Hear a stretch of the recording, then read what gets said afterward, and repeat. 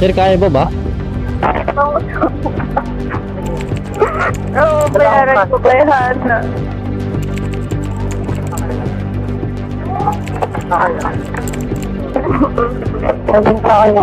Ano? Nawala yung wallet ko mo yan. Ano yung wallet mo? Baka nadukot yun, ma'am, dun. Nagukot nga po. Maraming madurukot dyan eh. Wala akong pambayad, kuya. Wala ka bang bayad? Tayo dyan, nawalan ka na ng wallet, makukulong ka pa. Makukulong ka, diretso na pa yung presinto na ito pag ganito. Paano ba yun?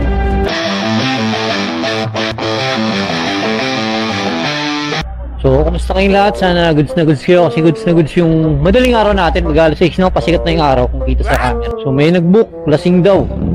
Tingnan natin kung kaya na lalaki nag-book eh. Tapos pinapasakay niya yung kaibigan niya na lasing. So, lasing daw, hindi na kaya maglakad. Tingnan natin kung kaya pang umupo. Kung hindi naman kayang maglakad pero kayang umupo, isasakay natin yan.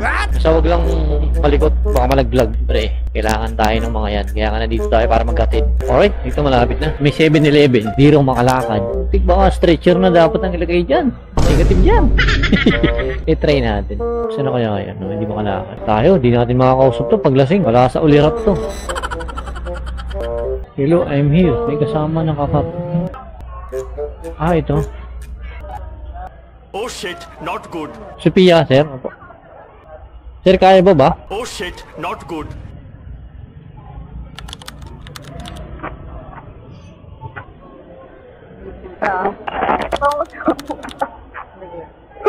Oo, bayaran ko kay Hana.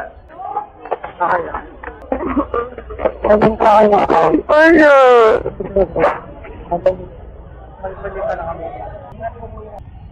Okay na, ma'am? Ma'am, okay ka lang ba? Oh shit, not good. Bugbugin natin yung nagpayak sa'yo. Nawala yung wallet ko mo yan. Ano yung wallet mo? Ganun? Nakakayak naman talaga pag nawalan ng wallet. Maraming pera na naman. Baka nadukot yun, ma'am, dun. Nagukot nga po. Maraming madurukot dyan eh. Oh shit! Ganyan yung trabaho ko dati, ma'am eh. Ayun, natatawa ka na. Talaga, no? Di lumalaman ng patas sa buhay ang mga yan eh. Pakulam natin, ma'am. Marunong ako magkulam, ma'am. Kulamin natin. Ano yung tinatanong mo, ma'am? Naka-Gcash po? Parang hindi, ma'am. Naka-cash? Oo, ma'am. Wala akong pambayad, kuya. Wala ka bang bayad? Oh shit, not Tayo good. dyan, nawalan ka na ng wallet, makukulong ka pa. Ano? Hindi nga. Oo nga. Hindi nga. Oo. Makukulong ka. Diretso na pa yung presinto na ito pag ganito. Paano ba yun? Hindi naman ako nag-book nito, kuya. Wait lang. Joke lang, meron dito, naka-Gcash. Pinapatawa lang kita, Salud, naiyak na eh. Biro lang, ma'am. Magkano naman yung wallet mo? Dami. Madami? Magkano tutumbasan ko? Bigyan mo ako? 10,000, kuya. 10,000. Grabe, sakit naman ng 10,000. Estudyante ka pa ba, ma'am? Kaya pala nagultaw kanina, ba't kaya umiyak si madam? Mapapayak ka naman talaga pag nawalan ka ng wallet. Aray ko! Yan, yung mga mandurukot dyan sa poblasyon, ha? Manda kayo. Saan nawala, ma'am? Sa loob ng bar o sa labas? Ha? Oo. Marami dyan, ma'am, talaga mandurukot. Kasi yung mga ibang nasasakay ko rin, eh. Nagkukwento rin sila dyan, eh. Kung sa loob lang, possible maano pa yun. Pero pag sa labas, libre na nga sana kita, ma'am. Kaso naka-Gcash naman, eh. Para kahit pa paano, mabawas-bawasan yung bukot. Hindi totoo yan. Allowance mo ba yun, ma'am? Opo. Hingi tayo, may kaibigan ako, kontraktor, ma'am. Hingi tayo. Masakit talaga yan sa isang estudyante. Kung ako, mayaman lang, pinagpala lang ako, ma'am. Naging anak lang ako ng kontraktor. Pautangin talaga kita. Hindi totoo Isa yan. lang din akong isa lang din ako mandurukot dati na naging, umubit driver. Hindi nyo na nireport yun, ma'am. Hindi na kasi, mahirap na talaga ma-detect yun. Sa susunod na lang kita i-delivery, ma'am. Tatandaan ko yung pangalan mo. Sophia, di ba? Hindi ko yung nakabook dito pero sabi ng kaibigan mo, Sophia daw pangalan mo eh. Tandaan kita dyan kasi dyan lang naman ako sa operation. Ako yung pangalawang mandudukot sa'yo.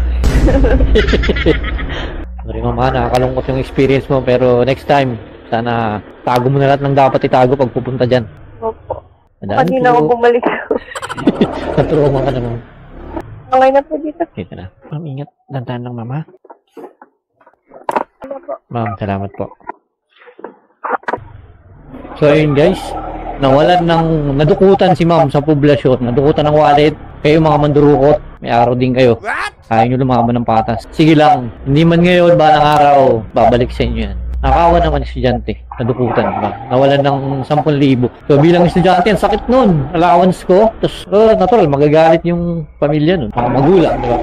But, yun. Isang paalala na lang din. Kung gigimik kayo sa poblasyon, ingat kayo dyan. Marami talaga mandurukot dyan, guys. Lalo na pag alam ng medyo lasing na kayo. Sa labas yung mga marami mandurukot dyan, hindi sa loob ng mga bar. Sa labas talaga. Kasi marami na rin akong nasakay na yun yung concern. So, that's it.